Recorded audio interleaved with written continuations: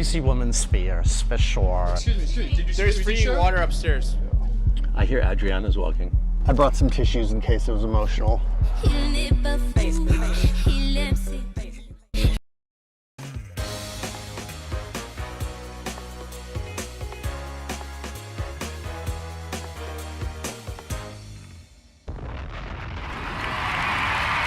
Test one, two, test one, two, test one, two, test one, two. Good evening. I am Juanqui, and welcome to my world. Here we are. We meet again for another one of our meetups, and tonight we're gonna be doing a seeking advice question, and this one is nasty. No, it's real nasty. But before we get into the nastiness of it all, I want to advise everybody that Naris21 in the audience is running his own agenda. And my husband, the Incredible Hulk, brought some tissues in case it gets emotional.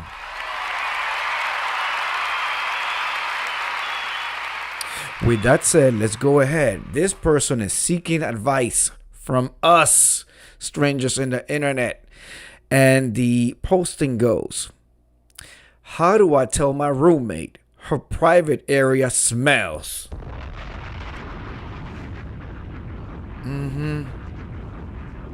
Apparently she's leaving a smell. Hold on, let me just go ahead.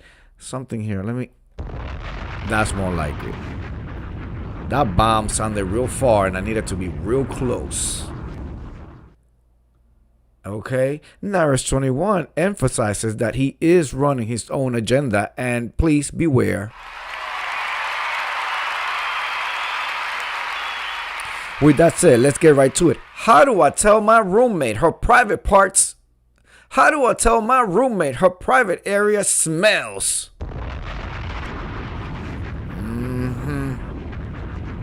This is part of the reason why I never did no roommate. I, male 25, I'm living with a woman as we are both graduate students. Recently, after she uses the bathroom, she leaves a horrible odor.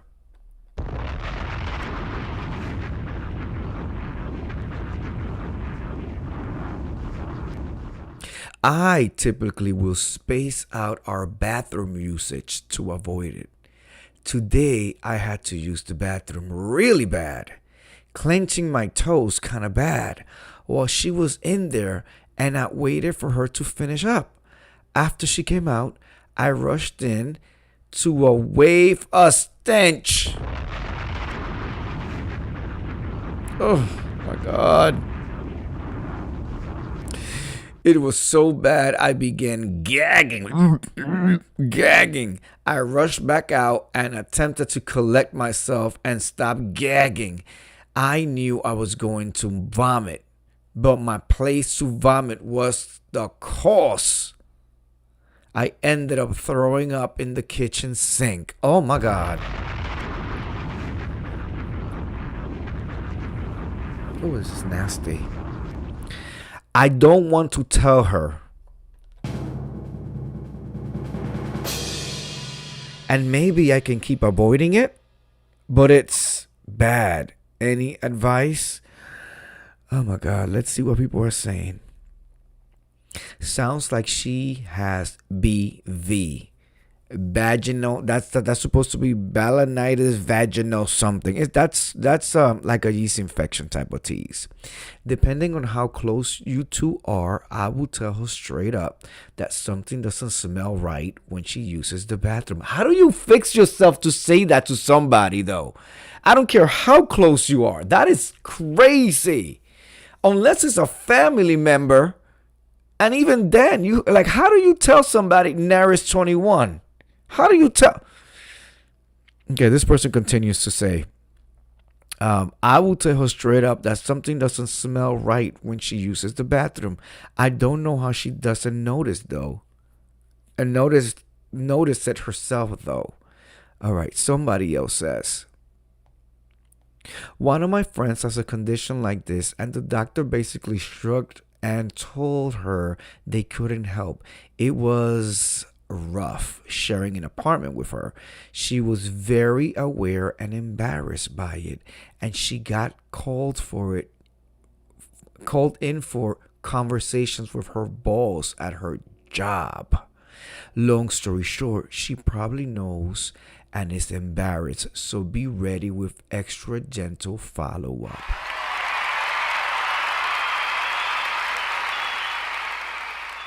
Naris 21 says he would just tell her,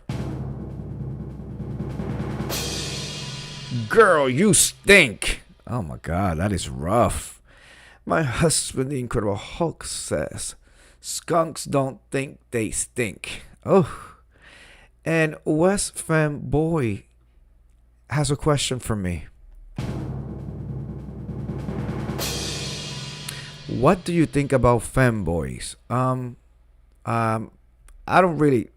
I mean, I guess the same thing as non-femboys. Femboys. What do I think about them? I think they're femme.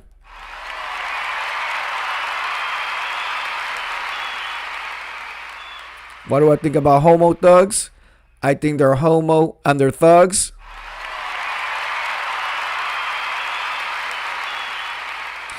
What do I think about the Latin poppy from around the block? Well, that used to be me.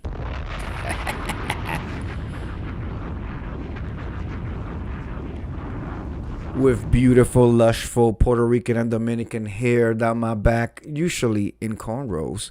Sometimes I wanted to get, experimental and got the Ivan Iverson's braids. Those took like 5 hours to do.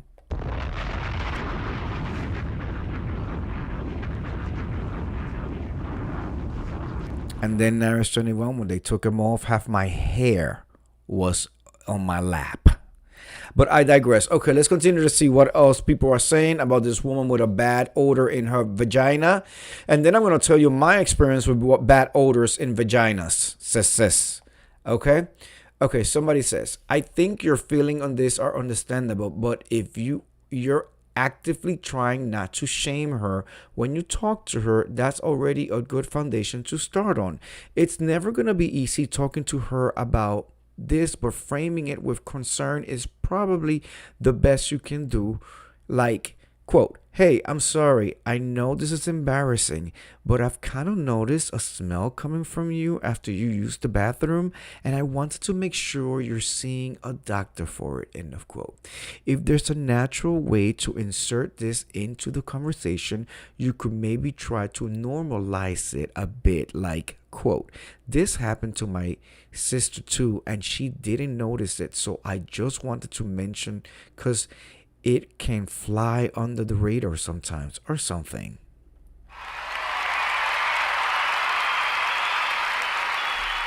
Right there's a very non-melanated way of breaking it apart. Okay, so I'm gonna give you my two experiences.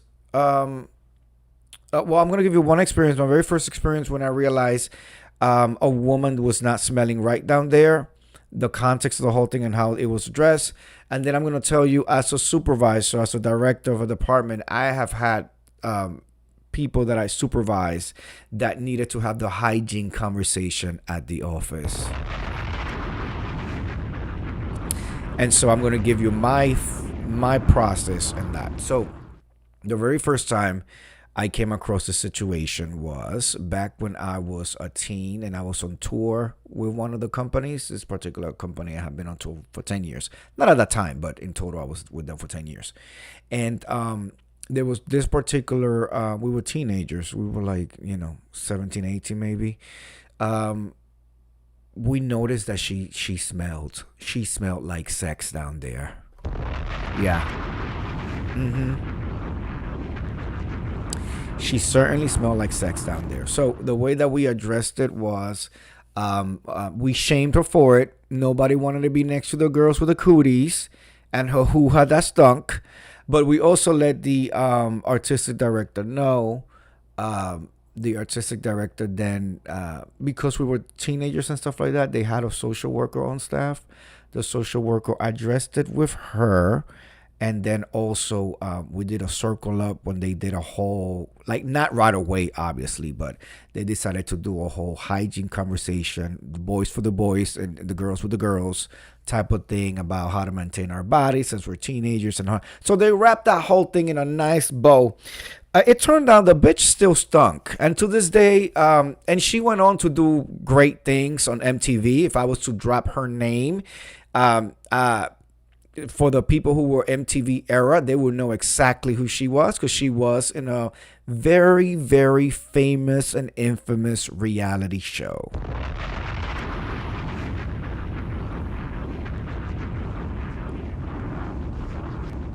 She was a nice girl. She just stunk. But what I know about her, meeting her family and stuff like that, and just because she was on tour with us, they were vegan. So they were vegan, and they were like extreme vegans. She did not use any deodorant. Now, the smell that we all were smelling wasn't sweat or underarms or anything. It was vagina, and it smelled like rancid sex. So that clearly was some type of yeast infection, or BV or whatever, vaginosis or whatever, something going on down there.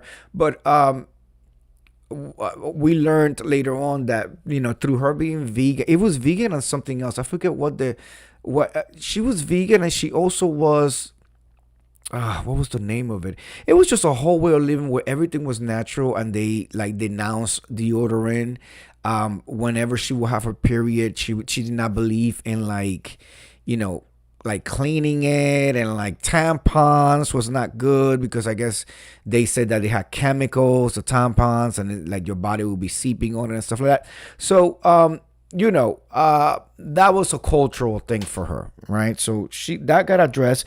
I wonder what happened, because she went to LA and she did a famous reality show there, and then she's also like an actress. So I wonder how, once she was off the clothes of her family, if she ventured out into using products and things like that. So that was my very first experience I can remember, where it was like, oh, their things might stink. You know what I mean? So that was that. Now, as a supervisor, as a manager, director for the department, I've had two situations where the people I supervise stunk, and co-workers came to me to complain. I'm going to talk about one. What I did with one, and this was a young man, and it was bad. It was bad, right? And I have been, I'm an experienced manager at this point. So what I did was, the very first thing I did was I spoke to my HR department. Reason why you want to speak to your HR department is so they are on the loop.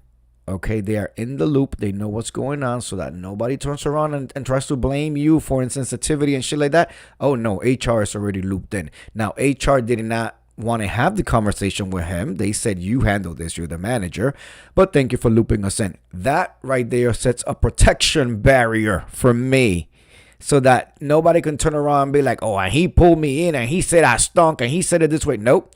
I met with HR. I said, this is what's happening. These are the complaints. I'm more than happy to have the conversation. How would you like me to have this conversation? Let's craft some bullet points that I can sit with, and I just go off the script. And that way, I stuck exactly to what we said we were going to agree to, how I was going to discuss it. And then I do a summary email at the end and send that to the file, not to get him in trouble, but just to document everything so that we are all protected.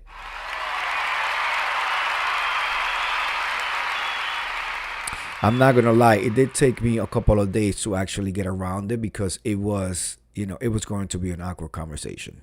And so I had my supervision meeting, which I meet with everybody I supervise once a week, and it will between 10 to 30 minutes to go over what's pending, what's happening, all of that good stuff, right? So I had my check-in with him, and I had my little agenda, and the bottom one said HR issue or HR item, right? Which then I know what it was, right? So I said to him, after we got through all the projects and everything was going on, I said, okay, the last bullet that I do want to bring up, and this might be a little bit uncomfortable, but just know that, I'm coming from a place of making you better, making the department better, the whole nine. I said to him, I noticed that, you're very hardworking. You come in, you get to work right away, and then towards the end of the day, because his position require him to interact with departments and go to departments and things like that in the company. I said, I know that you are sweating a lot, and you're not as fresh as you are in the mornings, and the afternoon is one of the most important parts because you're interacting with the other staff members and stuff like that. So, and then this is what I did. I said to him, it's important that we are staying, on our hygiene, that we are presentable. Even if you're moving boxes and things like that, we have to figure out what you need to do. For example, this is what I do. And then I turn around, I went in my bag, and I have a little pouch in my bag that have my hair product, my toothbrush, because I always brush my teeth, floss. I said to him, look, I picked this up at Walmart or Dwayne Reed. I think it was Dwayne and Reed. I picked this little bag at Dwayne Reed.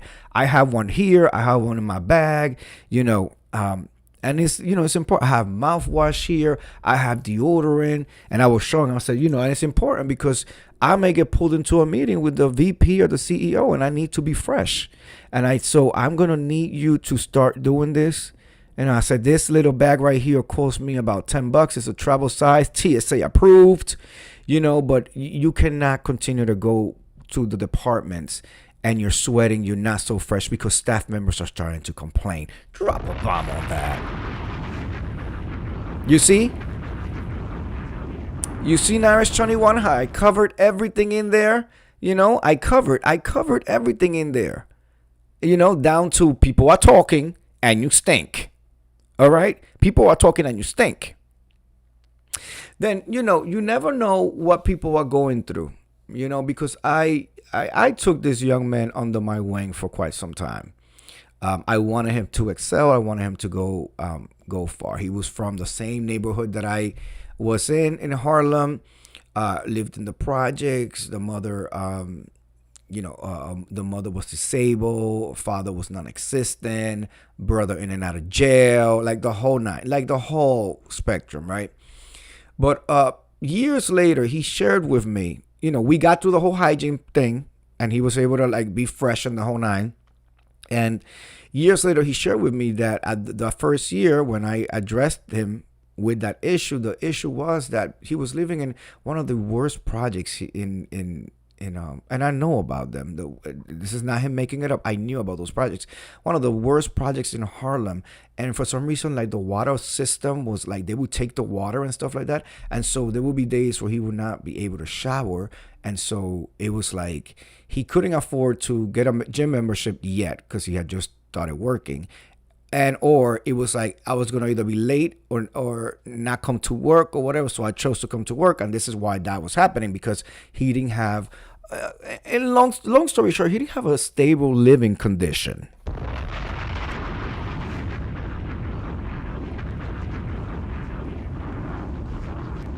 Until he was able to accumulate some of the checks and all that. And then, I actually helped him fill out applications for the New York City apartment lottery. He got selected. He got denied. I told him, you must advocate for yourself. What do you mean you got denied? Call this bitch over here. To write this thing, I wrote letters. We appealed. They denied. We appealed a third time. And guess what? He had his own apartment.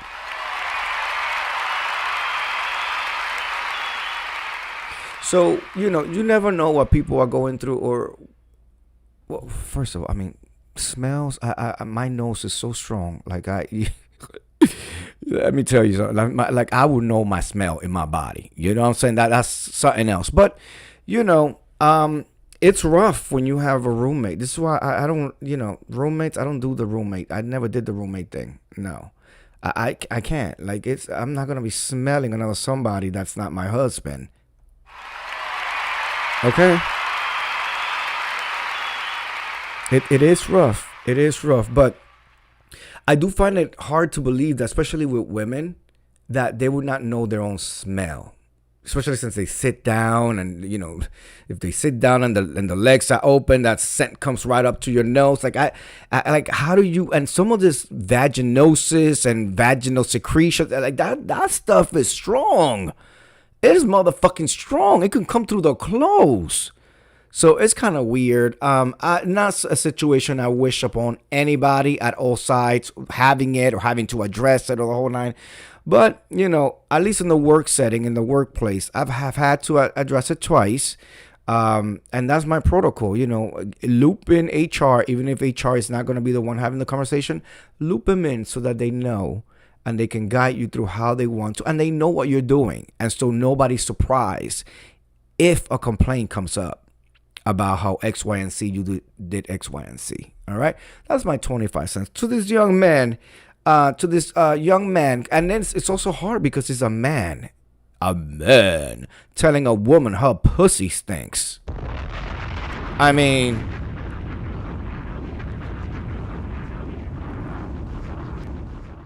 at the same time, I know this for a fact because I was on tour, and sometimes we could only share one bathroom in a fucking rehearsal studio, and girls will go in there and they will have their period, and something about period blood when it hits the air. Oh my god! Oh my god! Oh my god! It's bad. It's bad. One thing that he can do is put some scented candles in the bathroom. Some scented candles in the bathroom. That's going to start dropping the hint to her of what's going on. Or, if he wants to really address it, he can say, hey, so-and-so, I noticed that there's a scent when you've been, have you gone to the doctor? Just say, I think you should go in for a checkup because I was dating this girl and it was the same scent. And then when we went, it turned out she had like a yeast infection. Drop a bomb on that.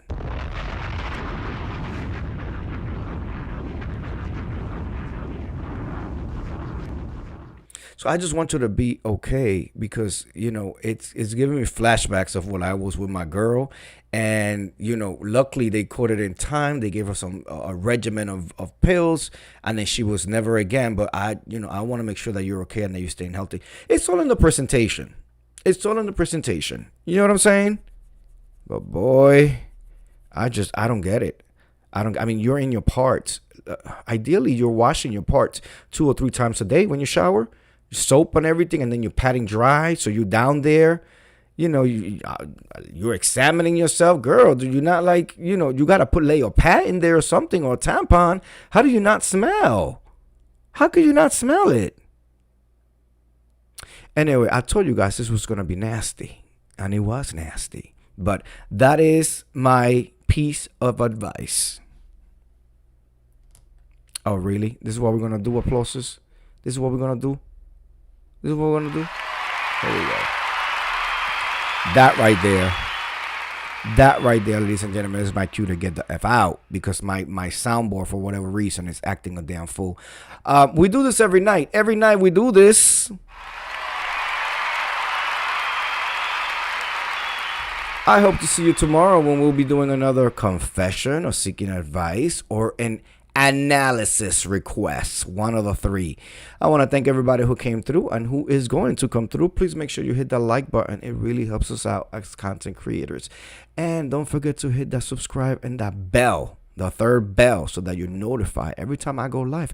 You just never know what kind of video you're going to get out of me. And you never know what kind of agenda Naris 21 is going to be running.